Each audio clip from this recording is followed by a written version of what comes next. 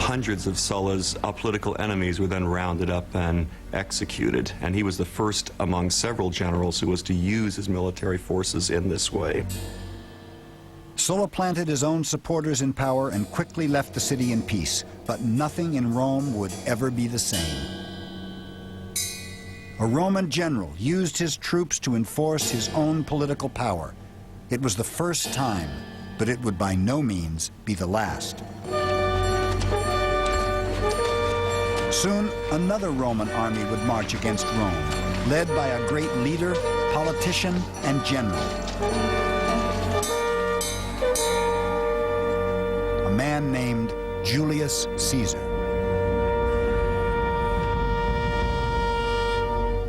He was a slightly built man with soft and white skin who suffered from headaches and was subject to epileptic fits. He was particular in his personal appearance and dress, was clean-shaven, and was sensitive of his premature balding. Plutarch. Shrewd and intense, the future dictator clearly saw his path to power. Only by victory on the battlefield could a politician hope to be taken seriously as a leader in Rome. Now 40 years old, Caesar needed a war to win, and the obvious choice was to make one of his very own in a place called Gaul. The Senate named Caesar governor of 3 provinces, Illyricum, Cisalpine, and Transalpine Gaul, the only parts of Gaul Rome controlled. Caesar hungered for the rest. The Gauls had long been the most powerful and successful people of northern and central Europe. By Caesar's time, they dominated the lands of modern France, England, and Ireland. The Romans considered them barbarians, but Gallic culture was actually quite advanced. And yet, what the Gauls were most famous for was their bloodlust in battle. They excelled in psychological warfare. They wore body paint and caked their hair with lime and mud, terrifying the methodical Romans. 5 million Gauls stood between Caesar and the glory he craved. If he could add the lands of modern France to Roman territory, he would hugely increase his reputation and his power. In 58 BC, on the excuse of stopping a Gallic tribe from entering Roman territory, Caesar moved his legions into Gaul. And for the next decade, the bold general does precisely what he set out to do: conquer. Tribe after tribe, battle after battle, Caesar prevailed against the Gauls again and again. By Caesar's own accounts, it was a slaughter. The campaign in Gaul of Julius Caesar is very well known, and very often people see it as somehow epitomizing Roman imperialism. What people forget is that Julius Caesar was proud of the fact that in Gaul he killed 1 million Gauls. That's genocide. Today, it's called Alise-Saint-Reine in modern France. In 52 BC, it was known as Alesia, the decisive battleground for Caesar's campaign. The Gauls were united under a legendary warrior chief called Vercingetorix.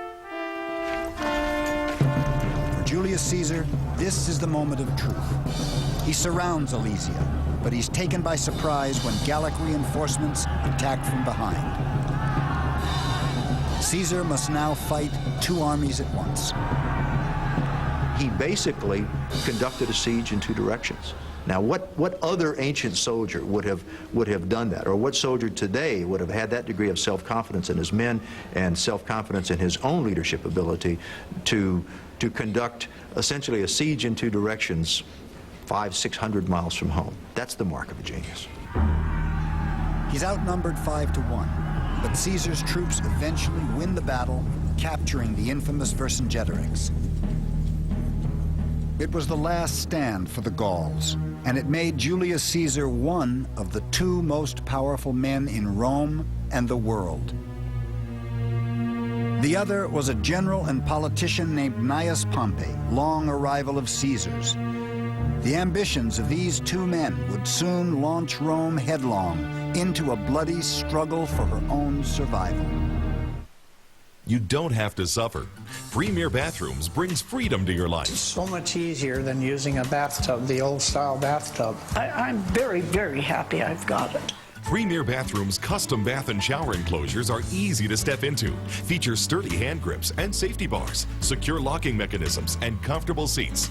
Every Premier bathroom tub and shower is backed by an unconditional, no-quibble guarantee on all parts and labor. Now I just go and I have a bath, I take the phone, I take a book, and sit back and relax. We really liked it. I don't know what else to say. They're wonderful. Premier walk-in baths come complete with bath fittings and accessories to bring value and beauty to your home. Ease away tension and pain with Premier Bathrooms' patented hydrotherapy jets. Premier Bathrooms has meant freedom and safety to thousands of customers across Europe and North America. Call 1-800-951-6103 for your free information kit. The acorn, so little, yet packed with promise within its shell. And once it takes root, it can shelter so much within the spread of its branches. So what does this have to do with your family? Everything. It's why Stonebridge Life is introducing life insurance in a nutshell. It's such a simple idea, it's bound to take root. To apply, make one phone call, answer a few questions, and in minutes you'll know if you qualify for up to $100,000 of affordable term life insurance. For example, if you're in your 40s, you could pay less than $30 a month for $50,000 of coverage. That's it in a nutshell. If you're between the ages of 20 to 59, one call could help secure your family's future. Because buying life insurance should be that fast and simple. Stonebridge Life. Call today and have your credit card ready. Call 1-800-717-3350 to apply today. That's 1-800-717-3350. Call now. I've got a tiger by the tail. From Bakersfield to Nashville. Now the race is on and here comes pride at the back. From honky-tonk heroes to rebels and outlaws. I fell into a burning ring of fire. Get the Kings of Country. 30 hits on 2 CDs for just $24.99. I've been everywhere, man. But wait, order with your credit card and we'll take $10 off. You got to know when to hold up. Know when to Then review other great country albums. Satisfaction guaranteed. Let's go to Lukenbach, Texas. So call now and get Kings of Country on 2 CDs for just $14.99. Trailer for sale or rent. Rooms. Call 1-800-559-0202 to order Kings of Country for $14.99 plus shipping when you use your credit card or order online at timelife.com/kings. Meet Chris Ryan, a Special Forces op who escaped capture traveling 8 days through the Iraqi desert. Now he's eluding a Special Ops team trained to capture him. They're right on to me now. We have visual. Special Forces Manhunt, tonight at 10 on the Military Channel. Go, go, go, go!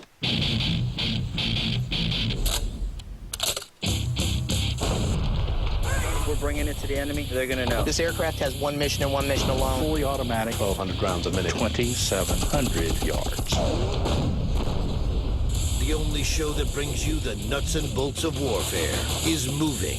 A new season of weaponology on a new night, starting Sunday, January 6th at 10, only on the Military Channel.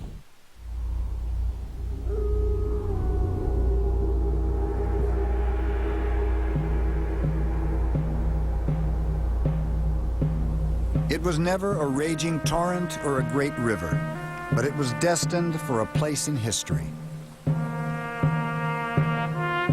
Its very name has come to mean a boundary and an irrevocable decision. The Rubicon. For Caesar, at first it was simply the southern boundary of his province in Gaul. It would soon become a great deal more.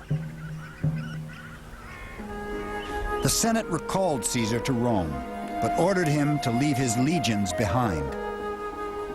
He was between a rock and a hard place. He had to go to Rome, but if he went unprotected, he'd almost certainly be murdered by Pompey's supporters.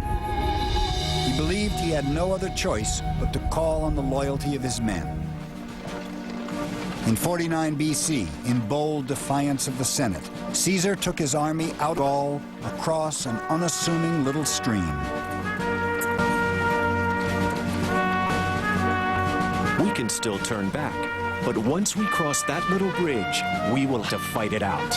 The die is cast. Julius Caesar.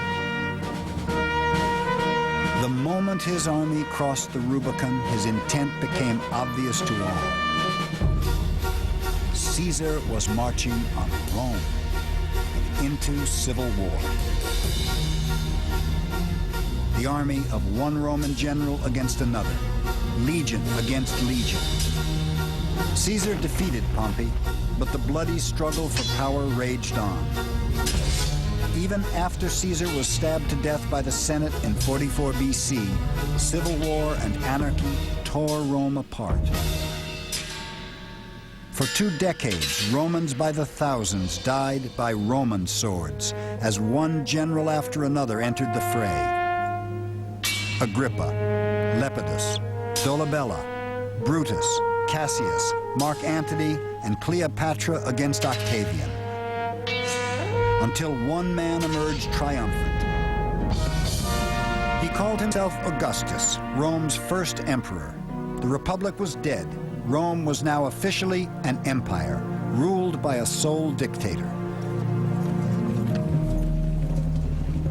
The army at last had a single commander, and Rome at last had peace.